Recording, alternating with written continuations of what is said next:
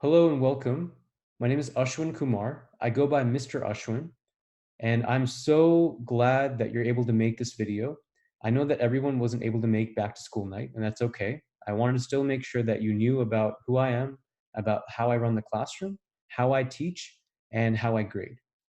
And I want to make sure that wherever you are, no matter your schedule, that you are able to see this presentation. So this presentation will be in English, and I will do one more in Spanish. But I would like to introduce myself and show you how to contact me first.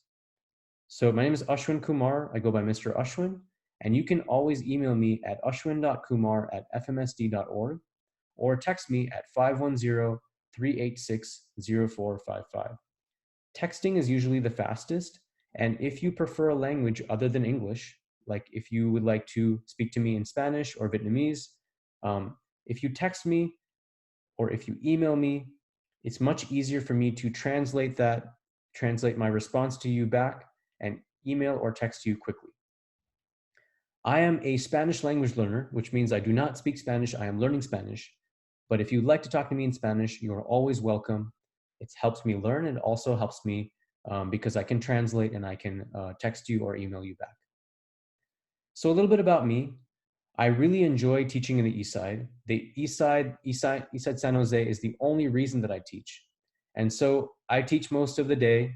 I prepare for the children when I'm not teaching. And so that's about 85 hours a week. So I'm always working for your children. I want the best for them, just like you do. And I have very high standards and high aspirations for who they are and who they can be. And so I spend a lot of time each week teaching and getting ready to teach. When I'm not doing that, I'm filmmaking. So I'm making videos, and your children or your child may have already showed you some of those videos. When I'm not doing either of those things, I'm volunteering in the East Side. I'm volunteering in East San Jose, and your child can tell you more about what I do when I volunteer in East San Jose. So I'm very committed, not just to your child in the classroom, I'm committed to this entire community, to the community of East San Jose. And so I'm a teacher that both teaches in the classroom, but also does work outside the classroom. I do this because I have a very strong connection with the identity of the East Side, the identity of East San Jose. And that is because I'm a child of immigrants. My parents are immigrants. My family are all immigrants from India. I'm part of the first generation of people to be born in the United States. Most of my family is in India. I'm one of a few people that have come here. And my parents are immigrants, but I was born here. So I very much respect culture, respect language, respect the immigrant experience, and I understand that. And so I encourage students to bring who they are, their language, their culture into the classroom and not be afraid of it, to really step into their power and be powerful and be proud of who they are. And so this year, if you would like to talk to me in a language other than English, please do. I'm a Spanish language learner, so please talk to me in Spanish. You can text me or email me in Spanish. That's completely up to you. Or if it's Vietnamese that you prefer, please text or email me in Vietnamese. So as a teacher and as a child of immigrants, I wish that we had a different kind of education. And so my objective, the way that I teach, is that I think about how everyone should have a teacher that they know cares about them, has high academic standards for them, and acknowledges the power and talents that they already have. Your child will know that I very much care about them.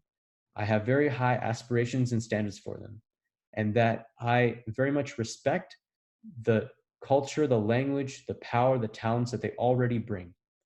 I see what they need to improve on, but I also see what they already bring to the classroom. That's a little bit about me. I guess my favorite app, where I say down here, my favorite app is Final Cut Pro, because I use it to make videos about important people, places, and events in my life. Again, at any time, if you want to talk to me in a language other than English, please feel welcome to do that. This year, because I'm learning Spanish, I will use the help of Miss Martelli, and she will translate back and forth in Spanish if you'd like to talk to me in Spanish. So if you'd like to talk to me privately about your child, please let me know through email or text, and I will schedule a time for Miss Martelli to translate for us. If you were to ask your child about who I am, if you were to wake them up in the middle of the night and ask them, who is Mr. Ashwin? They will tell you two big things. The first is that Mr. Ashwin has my back no matter what. No matter their grades, no matter their behavior, no matter what they do or what they don't do, they know that I care about them, that I trust them, and that I respect them. And this is very important to students, and this is something that I provide to students so that they know that no matter what, they can come to the room and they can talk to me privately. They can talk to me about what's bothering them. I'm always going to be there for them. The second thing that children know is that when I give them directions, I'm not playing around. I'm not messing around when I give directions. I give the direction, they need to do it, they need to finish the task. So they know that I'm going to be very fair with them when I give them directions. They know that my consequence and my discipline will be very fair for them. And so children who don't behave with other teachers, they do behave with me because they know that I care about them and they know that everything that I'm asking them to do is out of that respect, out of that care, out of that trust for them and what's best for them. And so children have that care, but also that discipline in my class. And some children are still working on that with me, and that's okay. I'm very patient, and I do know that they will change, they will get better with their discipline. And so because of my care and my discipline, I get comments like this at the bottom. The quote below says, "It's easier to talk to you than talk to my counselor or my family. You just know how to listen to me." And that's a sixth grader from last year. And I do this because I know that when children, when they act out, when they're misbehaving, they're not purposely trying to be disrespectful. There's something else that's bothering them. And they just need somebody who cares about them, that's fair with them, and that can listen to them. And things will change. They will get better. This is the same thing in Spanish. If you ever have questions about what I'm doing and you would like to talk to me in another language, feel free. We will schedule time for Miss Martelli to talk to both of us and translate for both of us. And so these two big things about me translate, they move into the core values of our classroom. The core values of our classroom include respect, responsibility, and resilience. Respect means respect for the teacher, for materials, for the rules, for classmates, but it also means respect for yourself, self-respect. I told the children that the hate does not come from outside, it also comes from inside. Please don't doubt yourself. Please have self-respect. The children will learn a lot about responsibility this year, which is turning in assignments on time, making sure that they're here on time, making sure that we can trust them to do classroom jobs, and that they are overall responsible. This is something that they need to do for middle school. The third thing on here, the third value, is resilience. This just means that when children make a mistake, they keep going. When they fail or they are very close to quitting, that they don't give up, they keep going. This is something that's very important that I've found in my life and that you will see that you know that is very important for all of us to have: respect, responsibility, and resilience. How do I discipline children? Usually, I don't seek to throw children out of the classroom. I'm not very anxious to send them to the office. I know that children, when they misbehave, sometimes they're trying to tell me something. They're trying to tell me that they're worried. Sometimes they are feeling tired. They are hungry. There's something else besides just challenging the teacher that children do when they misbehave. And so I'm a teacher that doesn't ask, what is wrong with you? I'm a teacher that asks, what has happened to you? Not what's wrong, but what has happened. And so usually by the time I'm disciplining them, I usually ask what's happening with them, if they're okay, if there's anything bothering them. And usually they will tell me, I'm sorry, Mr. Ashwin, I was just messing around because I'm tired, or I'm nervous, or I'm worried about something, or there's something else that I really need. And so I always ask, what has happened to you, not what's wrong with you? And so I think about, what are children actually trying to tell me when they misbehave? And how can I fix it? How can I help them? And so this care and this respect and this discipline all come together to really help your child and help them understand that their teacher is there for them, not just to throw them out or to discipline them for no reason, but to actually understand what they need and help them get better. And I wish that my teachers had done this with me, because as a child in 6th, 7th, and 8th grade, I saw a counselor because school was getting tough for me, because there were other things in my life that were going on that were making school very hard for me. And if my teachers had just talked to me and listened to me and understood me, they might have been able to help me. And that's a mistake that I don't want to make as a teacher. And this is why I do things differently as a teacher when it comes to discipline. And this is why children feel very safe to talk to me. They come in during recess, during lunch, they write me notes, they come after school. and they're very comfortable talking to me. And because I know that teaching is not just opening a book and showing your students some lessons, it's being a caregiver. It's someone who takes care of them 7 hours a day, 5 days a week, for most of the year. And so I strive to be a caregiver, somebody who your child can come to with any question or concern they have before being the one to discipline them. So we talked about my philosophy, about my core values and discipline. This is how the children will be graded this year. There are about 6 subjects that I teach, and for most of the subjects, this is how the grading will work. 40% of the grade will be tests, 20% will be homework, and 40% will be classwork.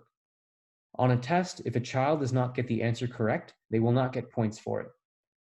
However, on homework and classwork, if they don't get the answer correct, they will still get full points. So if a child comes to school and they do the classwork, they show up, they do the work, they work with their partner, they work with me, they get the work done. Even if it's wrong, it's okay. They will get full credit. They will get full grades for it. For homework, I expect your child to take home the homework or do it by themselves without your help. You may read the directions to them if you would like.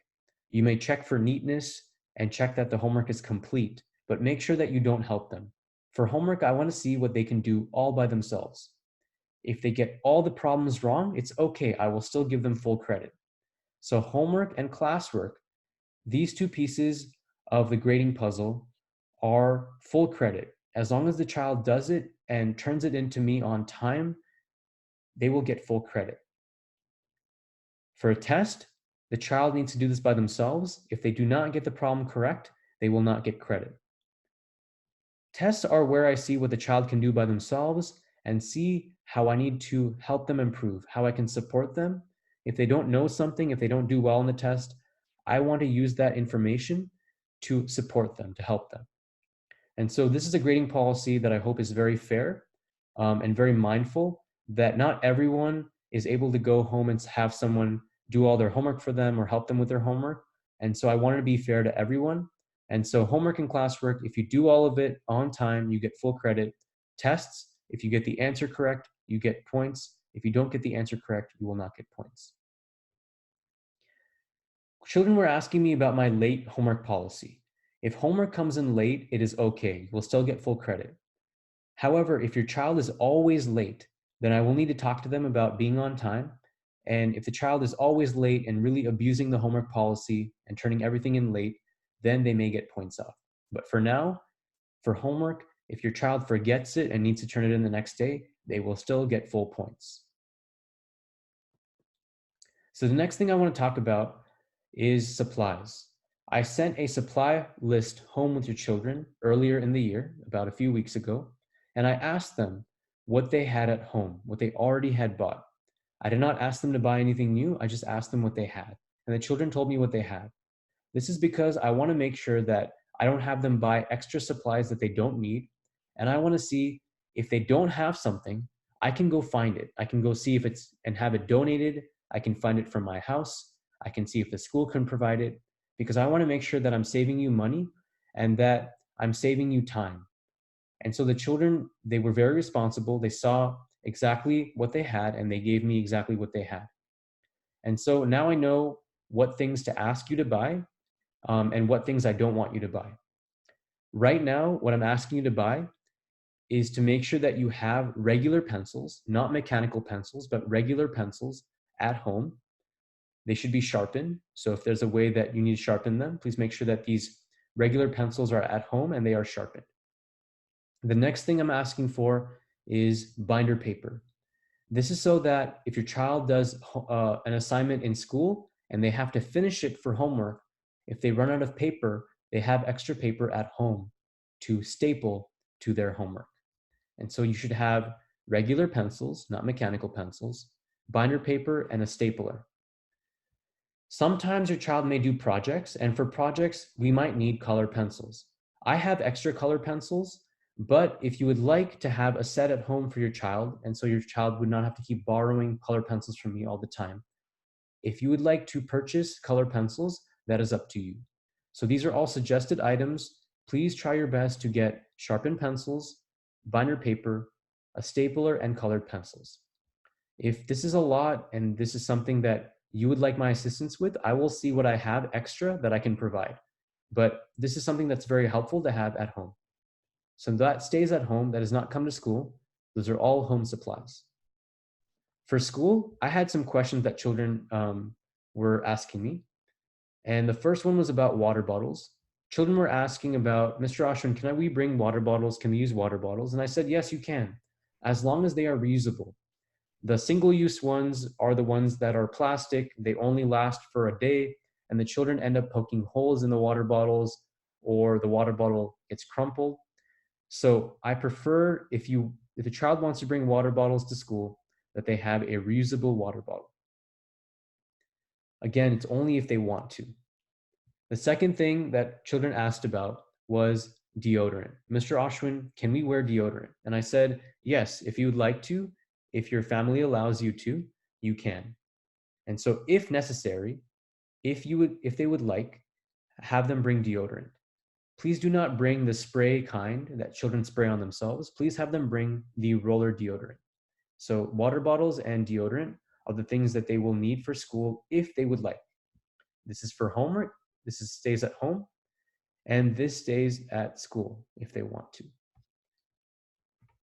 If you have any other questions about supplies, I will send home a paper in the next few days giving you the same things that are here, and I might add a few things to it. I want to make sure that you only buy what you need and that you save your money for other things. This is our schedule that we do almost every day. Monday, Tuesday, Wednesday, and Friday are all full days. The children go from 8:30 to 3. And so this is what our day usually looks like. We start with a morning routine. Here it says ABT. We will start doing ELD. We will move to ELA, which is English. We'll do writing. Children will have about 15 minutes of recess. We will continue English. And we will continue AVT, which is Academic Vocabulary Toolkit. We will do math. The children will have lunch. We will have a block called Daily 5, which is just where the children read. And as they are reading and doing different activities, I will work in groups with them to help them read. The next thing that we do after that is PE, or physical education. This is the block that children were asking, Mr. Ashwin, can we wear deodorant for this? Can we use deodorant? And I said yes, as long as it's the roller kind. The last part of the day is different subjects. Some days we will do science, some days we will do social studies, other days we will do different projects, or we will do a new subject called SEL, Social Emotional Learning. And your child will learn more about those subjects in the next few weeks. So this is our schedule. On Thursdays, we only go until 1 p.m. So on Thursdays, school ends right here. After lunch, for 5 minutes after lunch, the children will pack up, and at 1 o'clock, they will go home. So this is the Monday, Tuesday, Wednesday, Friday schedule. Thursday schedule ends at 1. This year, we will have field trips. So we will be going to different places. The first 2 field trips for this year are free. The admission to the field trip is free, so the tickets are free. The transportation, the buses, are also free. And so you will not need to pay anything for these field trips, but we do need your help. We do need 5 chaperones, 5 family members that can come along. If there are 5 parents or guardians that come along for each class, that is very helpful, so we can watch the children during the field trip. The first field trip is on November 4th. We need 5 chaperones. If you would like to be a chaperone, if you're free on November 4th for most of that day during the school day, and you would like to be a chaperone, please text me or email me in your preferred language. And hopefully, I would really appreciate your help to be a chaperone. That way the children can go on this field trip and that they are watched as they enjoy themselves at this museum. The same thing, Levi Stadium, there will be another field trip to Levi Stadium on January 24th. If you would like to be a chaperone, we also need 5 chaperones for each class. If you'd like to be a chaperone for a class, please let me know. Please text me or email me. This is also free. There is one big field trip this year, which is an overnight field trip known as Science Camp. It is multiple days. It's almost a full week. It's overnight stay, and it does cost money. Science Camp is from April 7th through April 10th. It's a very exciting experience. I still remember my science camp from when I was in 6th grade, and I encourage your child to go. If you would like them to go, we do need to make sure that we pay them money to go on that science camp trip. The last thing that you will see on the slide is one last field trip. Sometime during this year, there will be one more field trip, and I will begin working on that. I'll be working hard on that to get one more field trip ready for the class. And so let's talk more about science camp. Science camp does cost money. It will not be free like the other field trips. And the price for science camp is $290 per student. For 4 days, it's $290. For 5 days, it's $305. This is expensive. This does cost money. The children were worried about this. They did ask, Mr. Ashwin, this is a lot of money. We wish it was free. I said, I'm sorry, this is what the price is. But the way that we will raise money for it, the way that we will raise money to go to science camp is we will sell chocolates. Mr. Bravo's class and my class, we will both be doing a chocolate fundraiser to help raise money. And the children know that when I did my master's degree, it was $18,000. And I did not pay $18,000. I found a way to get that money. I found a way to get that covered through other ways. And I told them we will find a way to raise money for science camp. And so far it will be to sell chocolates. If you have other questions about science camp, there will be a meeting that will come up to tell the children more about science camp and how to get ready for it. And that will happen a little bit later. Science camp does not happen until April, but if you have questions about science camp already, feel free to text or email me at any time. So that's science camp. And that brings us to the end of our presentation. This slideshow will be on YouTube for the rest of the year. So if you have any questions, feel free to look back at this. It will be on my YouTube channel, my teacher YouTube channel. If you have other questions, feel free to text or email me at any time. Again, I'm here for your child. As a middle schooler, I saw a counselor during my middle school years, 6th, 7th, and 8th. And I really wish my teacher was there, that really cared about me, that really understood me, that really understood my language and my culture. And I look forward to making sure your children feel very safe, respected, and cared for this year, and that they feel that their language and their culture is also very respected and cared for this year. And so I look forward to a great year supporting your child along with your support and your help. And if you have any questions, feel free to email or call. If you came to back to school night, thank you so much for taking the time and being able to schedule things so you could make it. If you could not, I still look forward to meeting you. If you ever come to pick up your child, or if you ever want to come by and meet or say hi, feel free.